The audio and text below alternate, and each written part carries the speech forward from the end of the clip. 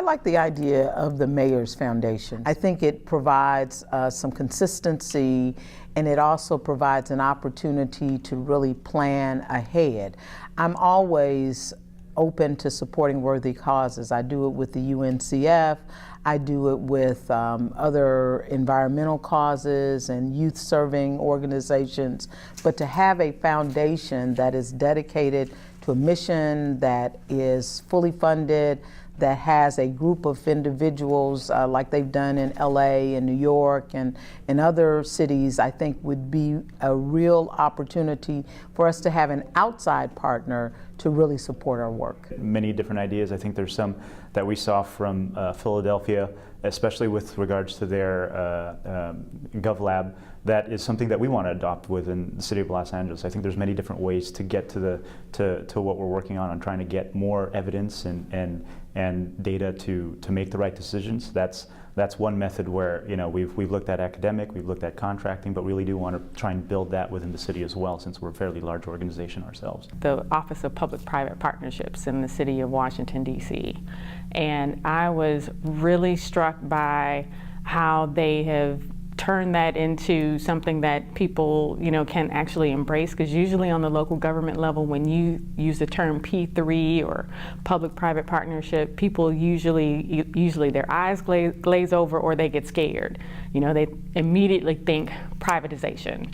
And I like how DC's office has not only turned it into something that's a lot more palatable, but has really put a very analytic lens on it, and made sure that whatever they were partnering with the private industry on, whatever service they were partnering on, that they actually delivered that service and were innovative about it. Yeah, the presentation by Todd Richmond was very informative this morning. He talked about the importance of connecting data to people. And I think that as we continue to gather as much data and we make those connection points with the people, we'll continue to see positive results. The summit for expatriates in Mobile, we joke a lot about our best export being our people. And so they're found all around the world doing really amazing things.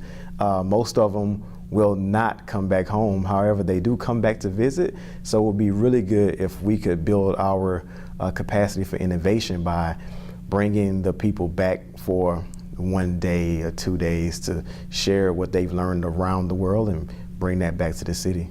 One of the most amazing things that I heard today was this idea of bringing an equity and inclusion lens into city government when looking at innovation. So overlaying any aspect of equity into departments of innovation and sharing that with the city, making it official, making it an ordinance, so we see that spread throughout the city. So whether that be racial or gender parity, to show equality amongst people. So in Philadelphia, we are interested in looking at our heat index, since we've developed a heat vulnerability index to really see what neighborhoods are at higher risk because of hotter temperatures.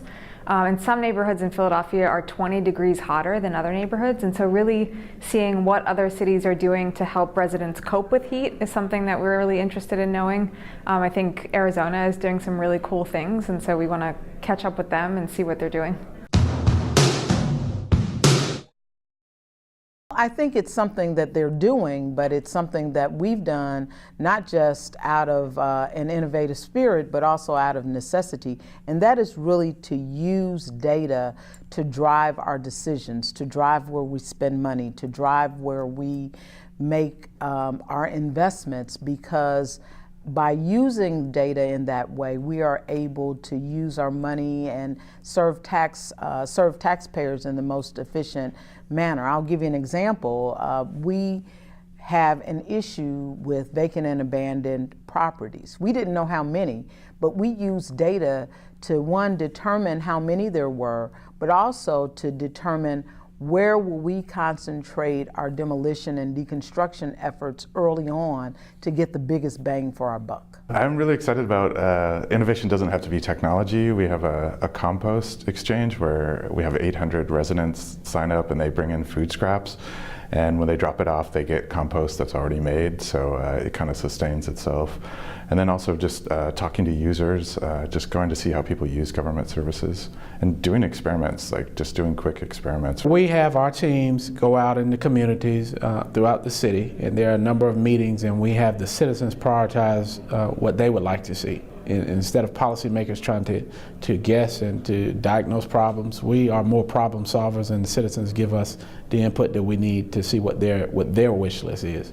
Because a lot of times their priorities are not aligned with ours, and so we make sure that our policies need to reflect what the citizens want. St. Louis is a bit unique in that the treasurer is also the parking supervisor. The parking fund is an enterprise fund, and we're able to use a portion of our revenues after we share a portion with the city to invest in people and turn parking tickets from something people hate to something people hate a little less. And we use a portion of our residual revenue to invest in people through financial empowerment initiatives, and also in our children's savings account program, which gives a children's savings account loaded with $50 to every kindergartner entering a public school in the city of St. Louis. So in Syracuse, we have just recently changed the way that we are starting to do civic engagement.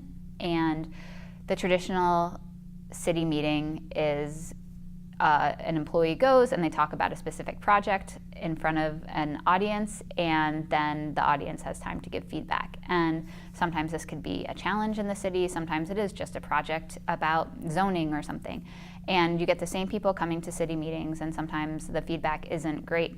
And we have started to restructure our meetings, so instead of the typical present and then get feedback, we actually have different workshops or different stations where people can rotate through and provide different types of inputs. So every meeting is different, but a lot of times we have stations about crowdsourcing data, or stations that use human-centered design principles. We also have stations where there is an opportunity for people to complain. So it's just one place where you can go and complain, or even a place where people can go and vote about a specific thing that the city's thinking of doing and actually provide valuable input. So it's made our meetings much more productive and much more fun to go to, and from both the citizen perspective and the city employee perspective.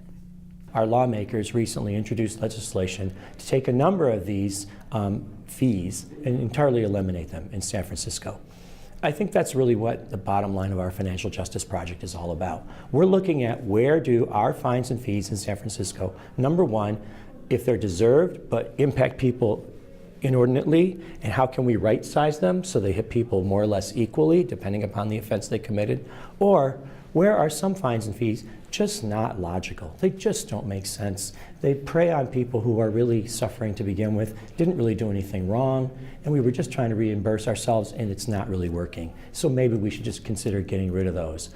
I'm excited about what the Financial Justice Project is looking at. I think this is a way for the city and our local courts and everybody involved with our local government to take a look at how we're doing and make sure we're treating people fairly. Making data simple and accessible to everyone. So our team is looking at how to bring dashboards to smaller teams, to each department and agency, and make outcomes and measurements visible in your department.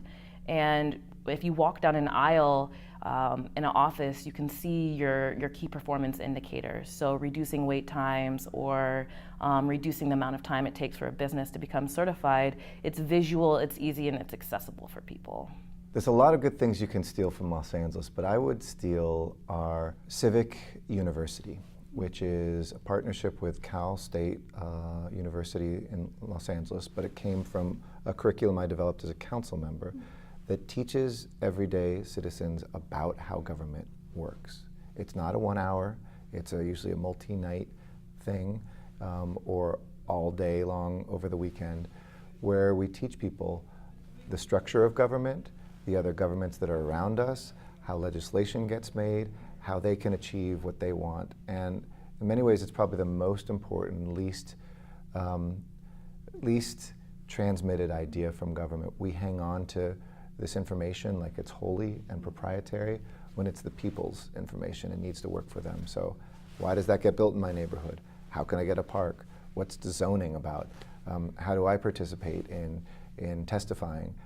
that is probably the best. So Civic University, and we have many classes on that, on housing, on affordable housing, on parking, on planning and zoning, on the budget, just those basic building blocks of a curriculum. Thank you for being in LA. We were so excited to have you. We hope that you'll join the governing conference next year. We hope that you'll find your way back to Los Angeles in whatever way you can in the next several months or next several years. We also hope that you'll steal the best things that you learned here in Los Angeles, take them back to your city and make them happen. It was awesome having you, and thank you so much for being here.